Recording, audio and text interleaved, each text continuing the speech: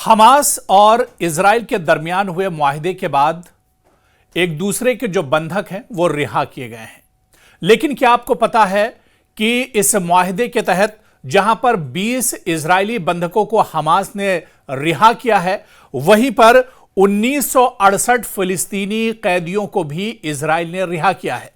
लेकिन एक खबर आपको चौंका देगी कि अभी भी फिलिस्तीनी हुक्काम के मुताबिक खबर आई है कि अभी भी इजराइल की कैद में 10,000 से ज्यादा फिलिस्तीनी कैद हैं।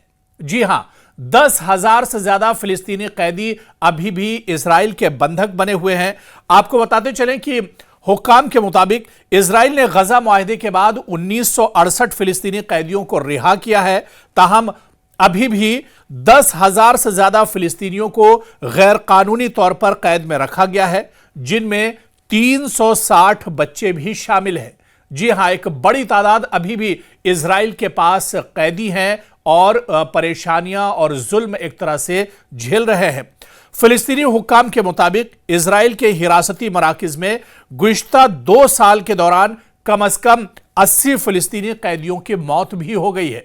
और इसके बाद आप देखिए कि मौजूदा में इस मुआहिदे के बाद जो फिलिस्तीनी कैदी रिहा किए गए हैं, उन्होंने जुल्म की दास्तान बयान की है और उन्होंने बताया है कि किस तरह से उन पर जुल्म किया गया है इजराइल की जेलों के अंदर। तो अभी भी एक बड़ी तादाद इजराइल की जेलों में बंद है और फिलिस्तीनी कैदियों की तादाद तकरीबन 10,000 से ज्यादा है जो अभी भी इजराइल के जेलों में कैद हैं। यानी तकरीबन 2,000 फिलिस्तीनी कैदियों को रिहा किया गया है, लेकिन अभी भी इजराइल की कैद में और जेलों में 10,000 से ज्यादा फिलिस्तीनी कैद आज भी मौजूद हैं।